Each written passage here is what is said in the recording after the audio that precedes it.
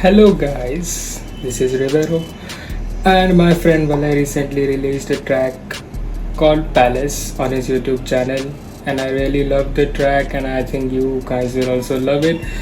There's a link in the description, you can go listen to it right now and today I have invited him on our channel to do an exclusive track breakdown of his song. So hope you guys enjoy and we'll get right into it. Hello, Valay brother. Please introduce yourself to our viewers. Hi Revero. I'm Valay from Gujarat and I've been producing music since past 3 years. Basically, I started off with doing EDM stuff like future bass, hip hop, trap, and slowly I progressed to ambient atmospheric sounds. So basically, it's been a really great to know things evolve my very own sound. Still, I'm in progress. Yeah, that. Yeah, but I can assure everyone that that progress is very good. Sounds very good. Same to you. So let's just now jump into your Ableton and get started with the video. Definitely. Okay. So Okay. before heading to going through all these tracks, like it's basically about 50, 51. So for going that, let me just give. But how is it the actual soundtrack? Yes.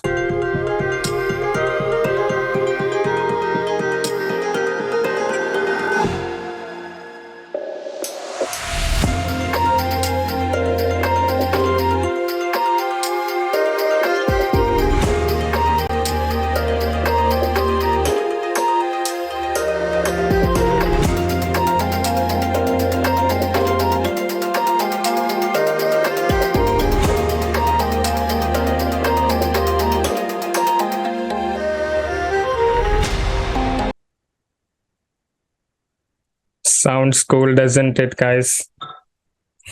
Thanks. So it's a very funny story behind how it actually. It wasn't the very first idea that I just opened my DAW and started off with the main melodies that is playing over here or the overall arrangement. It was a complete process and it's the final result that I gained. So going through my hard disk, I found the very first version that had to was born from Hmm. preview.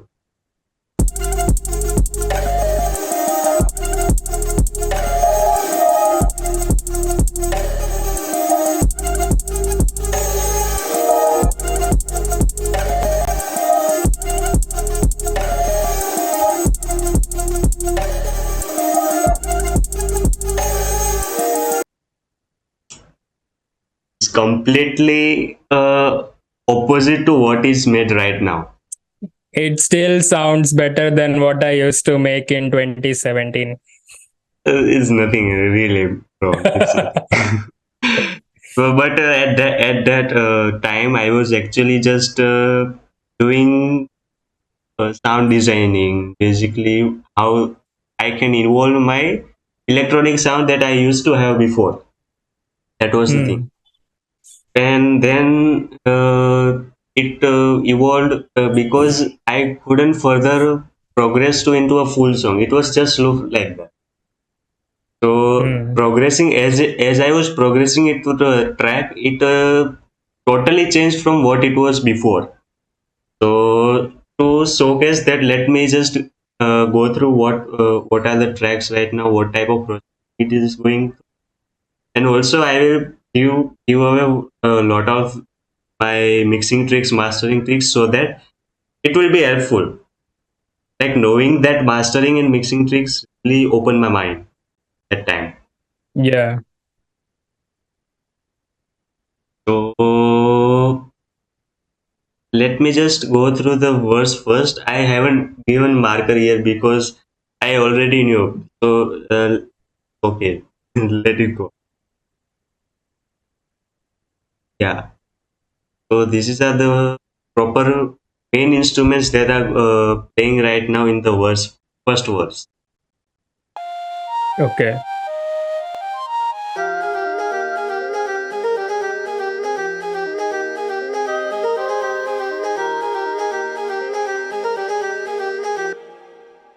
It's totally giving that South Indian vibe that right now every BGM is trying to replicate. I wouldn't say replicate, but it originates. Yes. So Yeah. the very first that main sound you hear, that arc that going on, is actually an air hoop, which is it's an world instrument that is originated from Asian continent. So if I solo this, you'll hear this.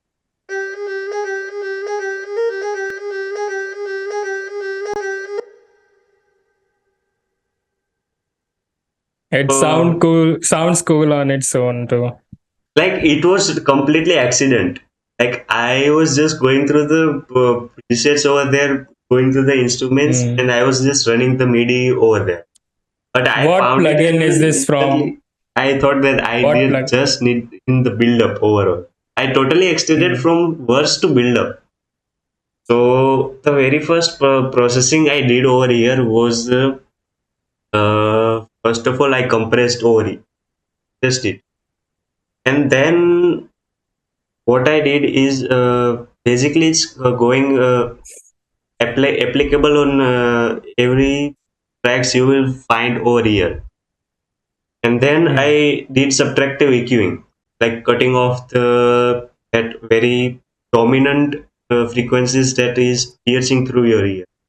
So to balance it out, I tried subtracting EQing here, but I recommend that do not go subtractive immediately. If you are feeling things that are very mild or can be done with nominal effort, then try dynamic EQ. That's the Hmm. very first thing I really discovered very and then this all stuff is actually just post processing. So basically, the main sound or main quality bringing up is just by these two effects. I have a question for you. Is there a specific reason to use the CLA 76? Our viewers would like to know.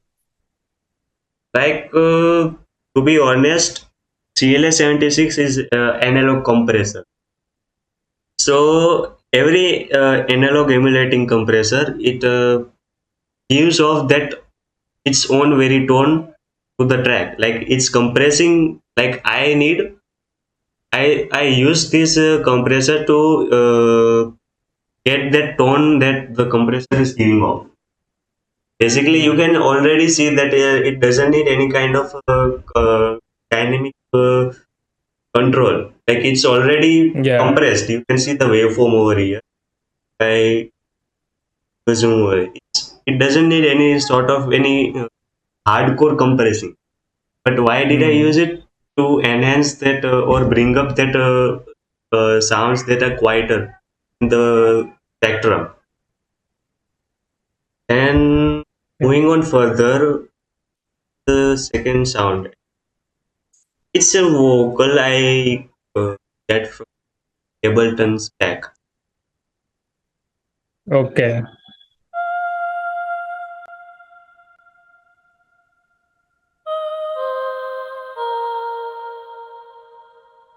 So even here you can see that the vocal processing is different because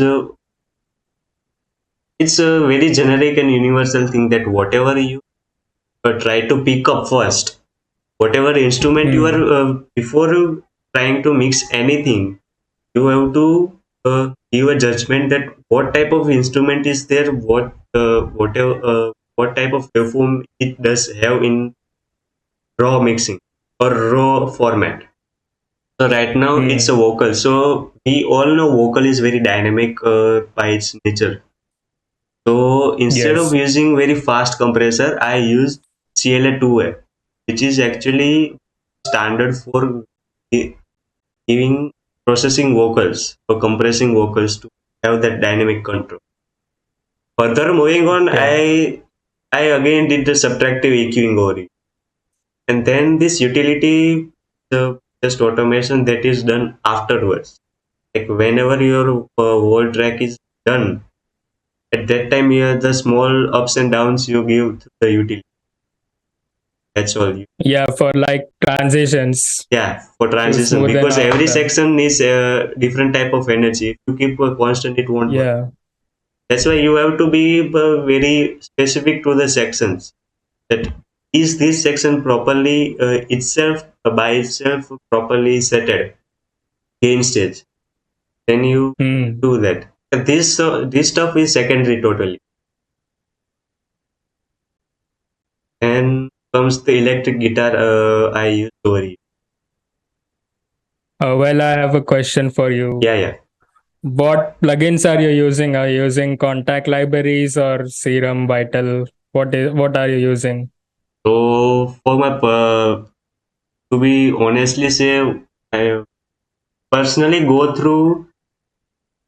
uh, go to instrument libraries are Falcon by UVI.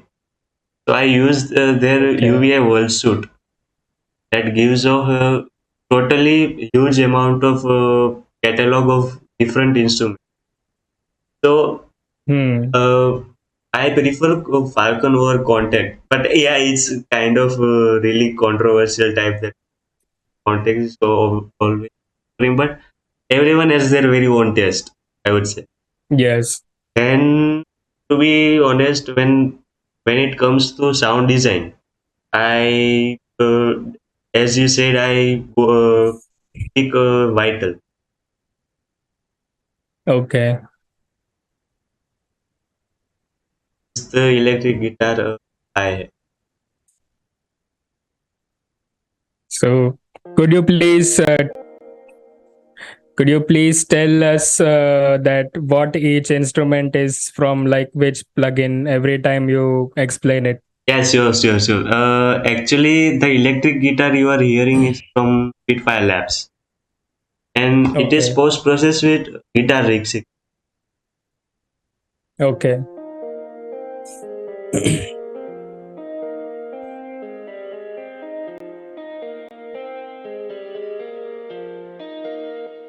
So as it was already going through the amp and that I preferred that tone to be already consolidated. So I consolidated with the amp. So now, as you can see, the tone is enhanced already.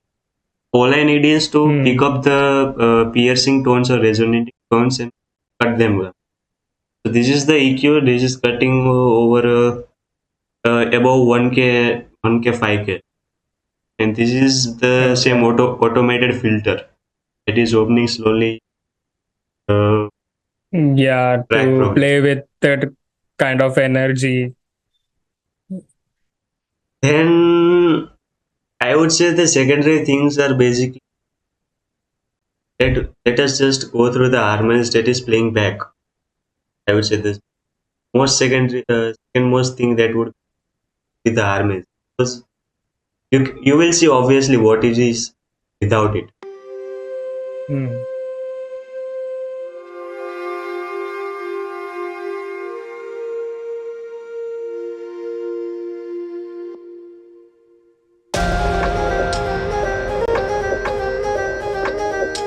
It's completely gone.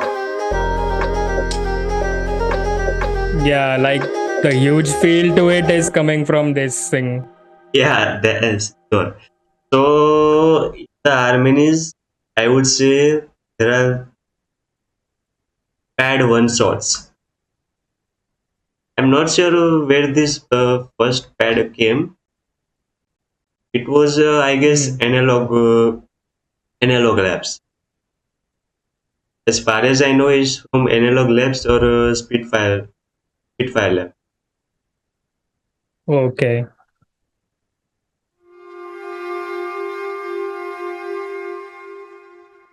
So as you can see, it has that same tonality or same type of nature as the vocal. So obviously you get it that I used CLA2 over here.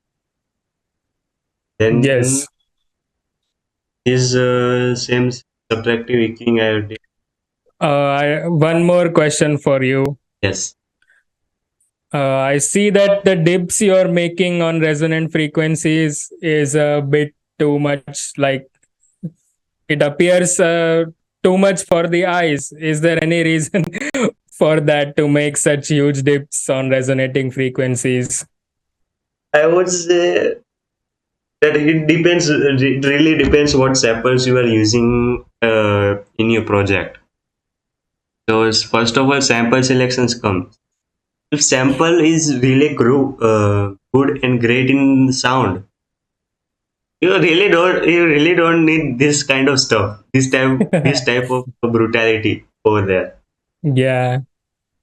So actually, when I exported it, there was something in my head that I need a very tamed type of sound, very in the back, or we could say very ambient sound. So in Hmm. originally, if I just turn it off and audition it,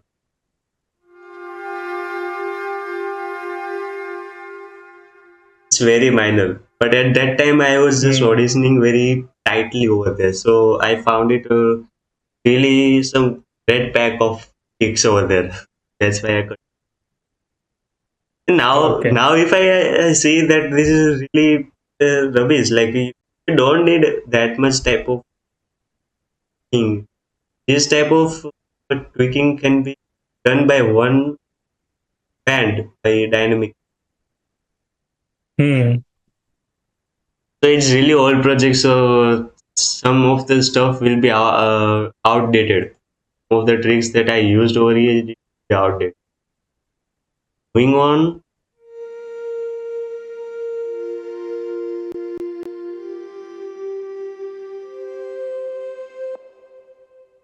uh, pad in analog lab. So it's going through this compressor, uh, analog, and then this is the SSL EQ that really gives the analog equalizer. So analog equalizer is same as any analog emulating text. It will give its own tone. So to enhance it, I Hmm. use this. Then I shaped the sound with equalizing. Moving on, Okay.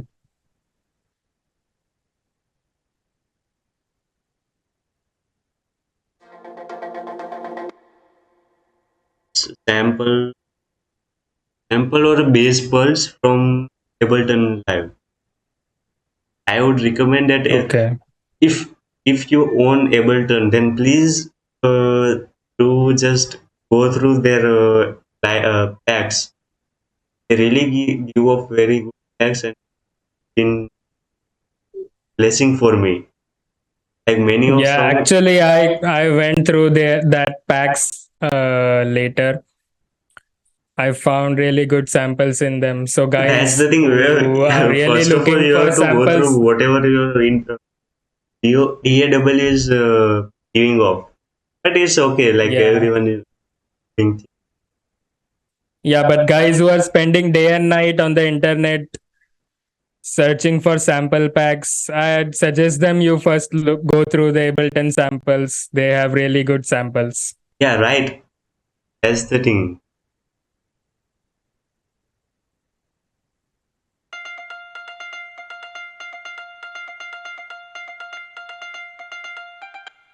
Actually, Zithar, same Asian continent.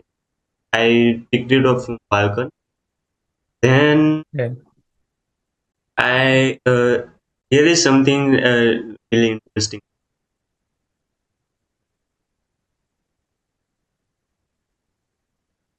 I split the signal into two things.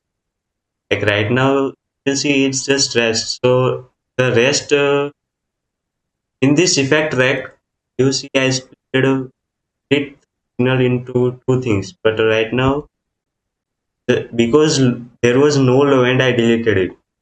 This rest is Okay. first of all cutting off or totally silencing the frequencies that is below 200 per year. Hmm. And moving on, the processing occurs. Like I use 76 over here again, and then analyzing.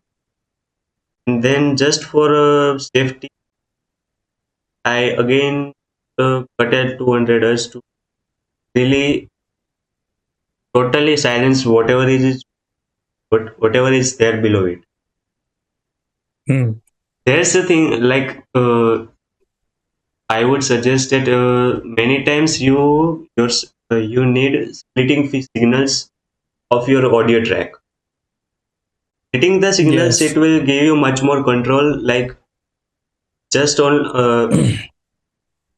if I say comparatively, mixing just a track without splitting any signals would might result into something that will be uh, bothering at last. Like when you do mastering and when you just go through and observe your overall track, there will be some Hmm. issues behind it. So when that comes, Yeah. you must know that you at that time you have to go through the old tracks and find that. So beforehand, you have to just split it. Whenever you feel like that there is something going on much before than expected, split the signal. Split the signal through frequencies. Split the signal through their stereo dimensions. Like Hmm. you can do splitting by mid side. I have done right here by frequency, like low and rest, low frequencies and the rest of the. Yeah. So I recommend that sometimes you need to do this kind of stuff, get that expected tone you really desire over. Yeah. This is actually a thing I started doing recently in my new tracks. It gives way more control than just putting a reverb or a delay directly on the whole signal. And then Exactly, you get exactly. frequency accumulation, and when you're mixing or you're mastering, then you will see all that clutter bothering you. So it's better to just cut off those unwanted things using an EQ3 or maybe anything you want. Just split the signal and then process it individually. Totally. Like uh, I can't put enough stress. I can't stress enough how it is really Yeah. crucial for sometimes.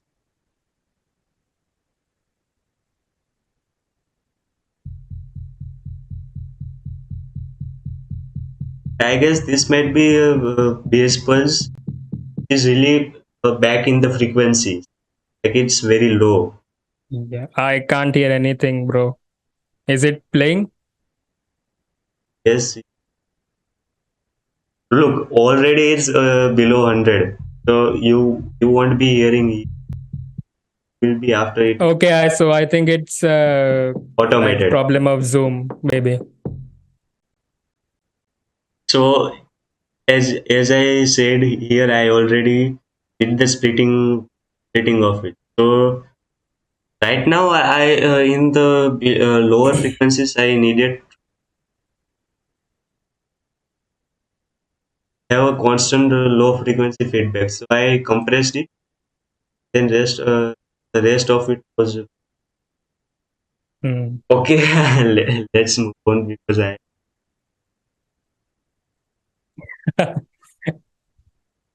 and will be running out of time and we'll be going through Yeah, three guys, episodes, I guess. we are using free Zoom. We are low on budget. Yeah. So let me just give you a light overview of what things are going.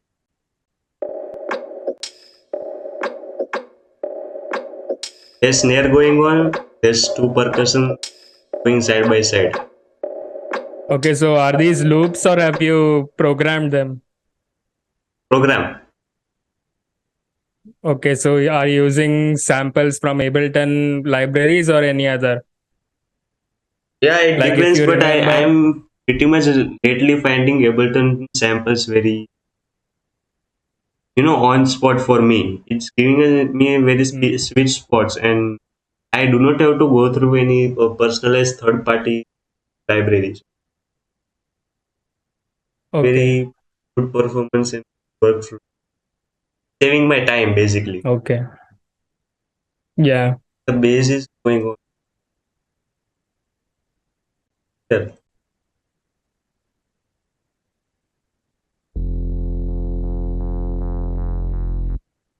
To be honest, this is ear candy. Like it's hmm, also sometimes crucial that whenever you are having a track and it's having a lot of space that you can't fill with vocals or anything stuff. Even if you get some vocals, sometimes there are some ear candies that are coming unexpected, and yes, that gives you more engagement over to the list. I even personally feel that hmm, there should be some kind of ear candy to harmonize or make a unit. hmm. So this bass, is it a preset or have you designed it? I guess I've designed it by myself. Yeah, I Okay, designed which it. plugin? Vital. Okay. And it's Could you please like explain the processing on that bass if there's any quickly? basically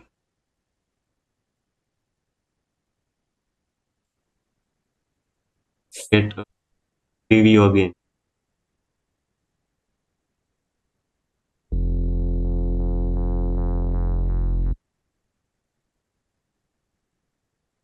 Yeah, I would say it's a kind of reels base with a very high type of high layer of straw. Like It's like you gritty and crispy.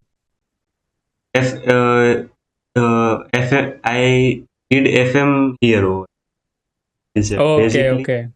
I don't remember how I did because it's in some else project and really Okay, getting that's completely fine. If you remember it someday, then we'll just do another video here yeah, explaining FM in definitely. detail. So, guys, let's come to the FX section. Valay, brother, please explain us the FX being used. Over here I used basically of Ableton sounds again. Tracks. Yeah, Kashmir. I see a lot of Kashmir here.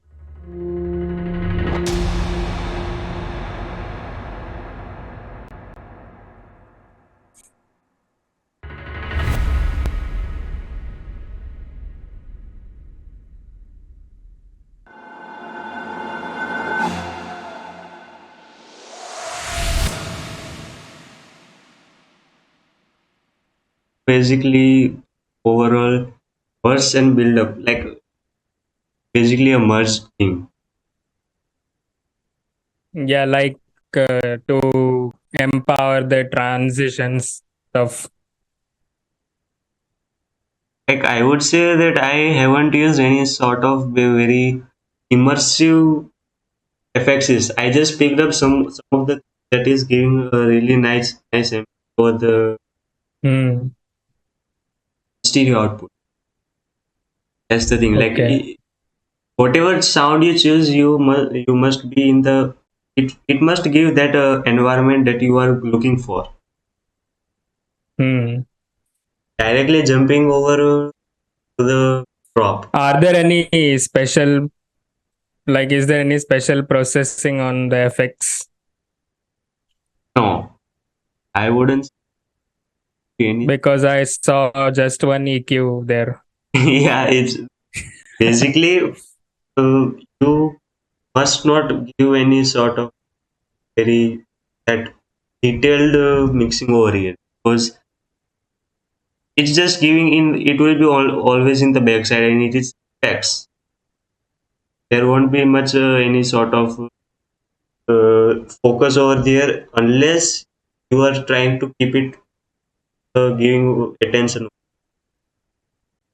Yeah, so deliberately. this is like just supporting elements, Right, like right, right. the main feel you want to create in your music should come from the main instruments and other instruments you're using and vocals. Yeah, it's very tricky. Like if you just mute the effects thing and just see, it will be just constant going on. You won't be feeling any Yeah, new sections coming or any tension over there. It's doing its job very properly, and it's giving me enough transition over there. Hang okay. on, let's just jump up. The very top you.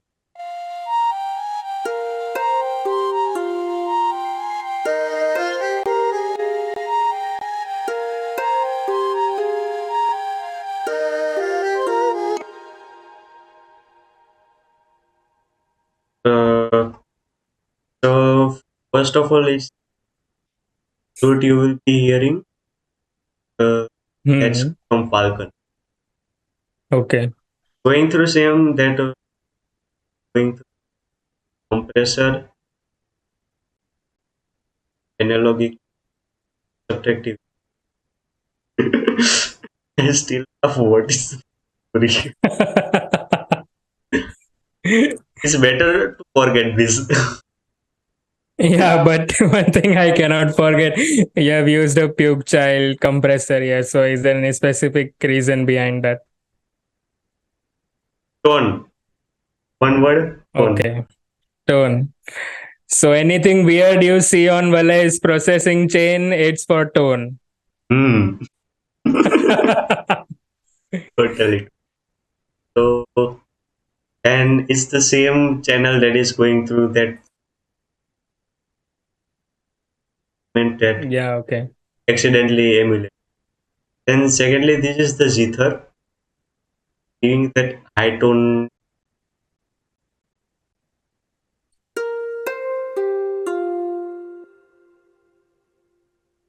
Is this really an instrument or No, it's from Falcon. It's obviously no? sample. I'm asking that is it sampled from a real instrument because I've never heard about a zither. To be honest, it might sound like disrespectful to the real classical. I don't know many stuff about music.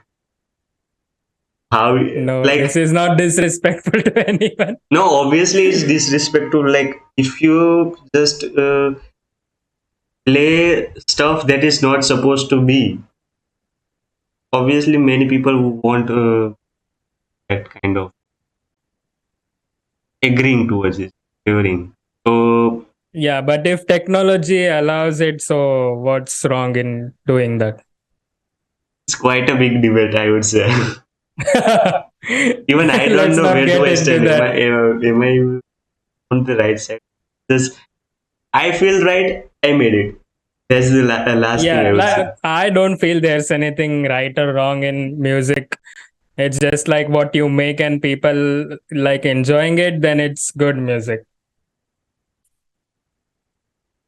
So this is actually a flute, but I post process it with some multi effects. Okay. You would hear the first sounds that it's flute, but behind it is just a front Ableton rack over that right now. Okay. It's going through It's some. like you have gathered the ideas and things from different projects and you have combined them here. Is it like that? I'm pretty much very much pretty, what's that? I try to keep things very organized, I would say. Like Okay. the production part, I would do in one project, like totally mess it up, do whatever stuff I did. And I take another project, import all these stems and work on the mix. And Hmm. another project for the mastering. So it gives me benefits because it's not eating my CPU. Secondly, it's organized. Okay. That's why it's very easy to uh, navigate through all that. Okay. Going on the base,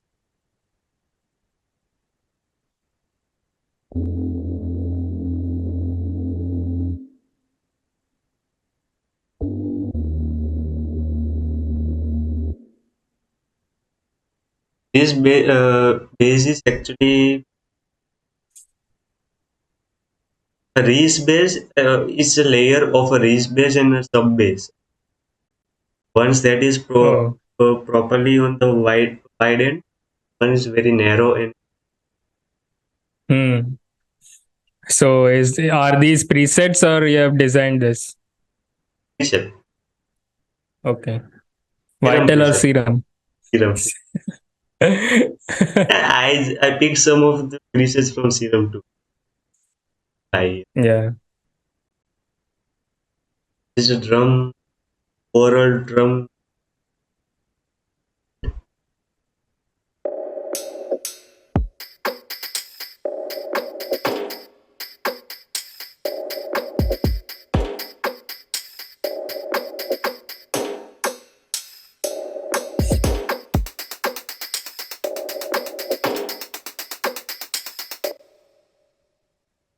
To divide it very fastly, I would say that there's a kick first of all, the very first. Secondly, Hmm. there is another, I would say, secondary kick. Not secondary kick, I don't know the name, but actually it's acting like a real instrument. Okay. Can And we hear that in solo?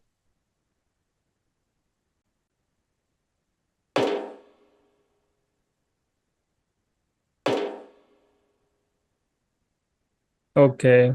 It's I kind made of it like by a hit. layering. I need to emulate a type of percussion note. Hmm. And there's track I used him, and over the top of it there's tambourine percussion as in hi-hat. Okay.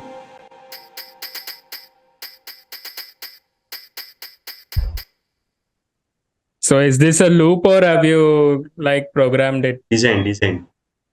Okay. So like on normal basis, if you judge my drum pattern, it's not conventional. I used many things Yeah. in a very different grid. I used stuff that's just was complementing each other. It was also out of the box because my thinking is like, how would you emulate that stuff, that environment? So my Hmm. main focus is that environment. So bringing up the sounds uh, and merging them. At the end, it would if someone else would see that it would be really off grid, really something unconventional pattern going. That's the thing. Yes. So my very first focus of the environment, atmosphere, whatever I am trying to create, it should complement my atmosphere. Hmm. The harmonies that are going.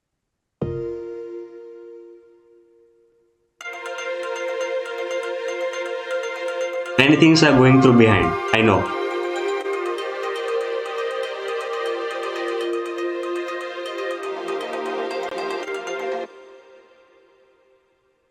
all is the string section thing. It's process same as a vocal. Okay. And moving on, the pad one shots and pads two, then the string arp that is going over here. And in the second part of drop, you would hear a bass pulse that is again going through, but in an elongated way.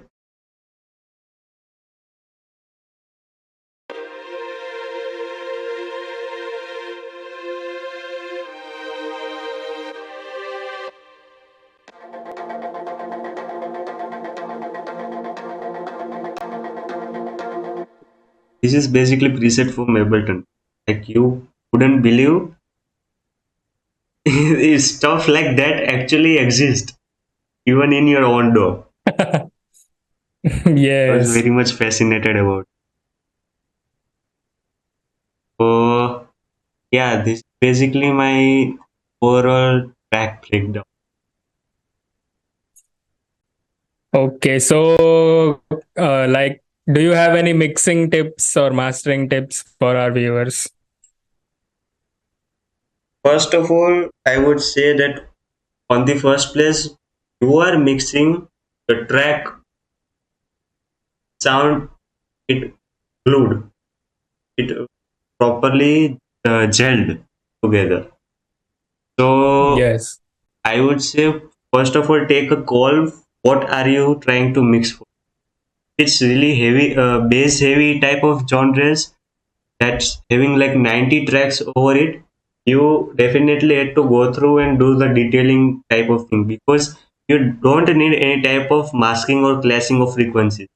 For else it would be really abrupt. Like I have seen many Yeah. of your tracks that is totally bass heavy, but also you have done very much uh, adapted in a way that every track has its own space of frequencies and volume, right? Yeah. So Yes. that's the thing that I prefer. First of all, prescribe that whatever you are trying to mix, first of all, make a proper acknowledgement in yourself that what are you trying to do. If it's very just Hmm. minimal, max to max 25 tracks, don't push. Just do the very essential things and move on. Literally, Hmm. so it's all about call that how do you want to mix. Many of the people, I prefer that mix at only extent that you want to just correct it. Don't try to push things. Like the point when I tried to say it, use dynamic EQ instead of subtractive is just because of that. Many times you don't need to go extremes. Hmm. That's why I would say So, like messing. having, Yeah, yeah, yeah, you go on. I would say that messing sound so much would be just disappointed at the end. I was very disappointed for Yes. many Yeah. years. Yeah, same here. Like actually, I used to put 1,000 processing plugins on every track. Like literally, I used to destroy FL putting plugins on my tracks, and in the end, they would just sound very bad. And like I processed the hell out of them, but why are they sounding like this? So really, the trick behind this is you just the sound selection process should be very good. Like if you are selecting good sounds, you won't have to process them the crap out of them. Yes, if you are making something in your head, you must also be able to take judgment every time. Samples from sample selection Yeah. to arrangement, then to the mixing, then mastering. Everything is on your call. So just try So to like justify it and try to be very much as expressive over there. yeah, having a blueprint like what you want to get in the end would be very helpful instead of just mixing in the blind. So this was about mixing. Anything about mastering that you'd like to share?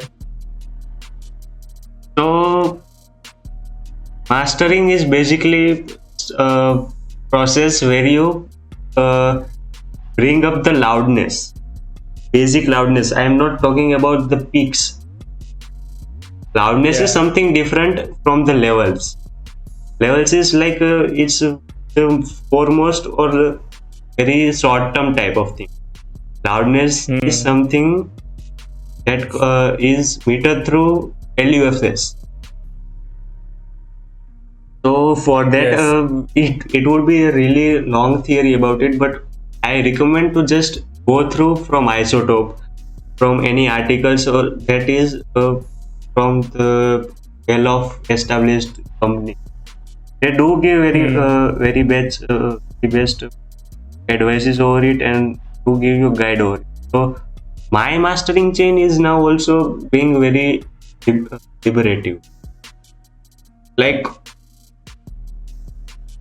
from what I learned before, it was just same tons of plugins over there, from compressors, Hmm. clippers, pre EQ, post EQ, additive EQ, vintage EQ, stereo imaging. Like it's not necessary every time. Hmm. Take a call, listen to your track, think about it. What do you want? Where it is lacking, where it is getting overpowered. Go. Max to max, Hmm. sometimes you just need to a compressor, a multi-band compressor that is suppressing the resonating sound and gluing it, and then you just maximize it. Sometimes it just concludes in that three or four plugins. Yeah. So it's like do what is necessary and don't just slap on plugins like where you have heard something on the internet or you have read something and you are just putting it on blindly on your mastering chain and you're destroying your sound. So don't do that. Just think to yourself what is your goal, and then like use only the necessary plugins that would give you the sound that you are going for. Definitely. But I would also suggest that sometimes we also come back with another episode of just giving me a proper mixing guide from top to bottom, Yeah, or yeah, sometimes definitely. mastering. Yeah, there will be definitely videos on this channel from here onwards, straight tutorials about what I, we have learned the hard way over these years. We'll be sharing that with you. And for that, you will have to do one thing: subscribe to my channel, subscribe to Valay's channel. I'll yes, yes. leave link to his channel in my description, and also I will leave a link to his song Palace, which we broke down today here. So, like, give it a listen. It is a very good track, And and also did you. listen to the Rivero's channel. I don't have any releases currently, but I'll be SoundCloud. At doing one least soon. there's SoundCloud over. Yeah, but all my tracks are private right. Ah, Yeah, I will be releasing something soon. so please stay tuned for Revero and Valay too. Yeah, I'll be releasing something soon. So, guys, if you want if you want such tutorials, track breakdowns, and if you like good music, then subscribe to my channel as well as subscribe to Valay's channel. So, we will end this video here today. So, if you like the video, then definitely like it and share it with your producer friends who would like to know how music is made, and subscribe for new videos. Peace. Bye bye. Stay tuned.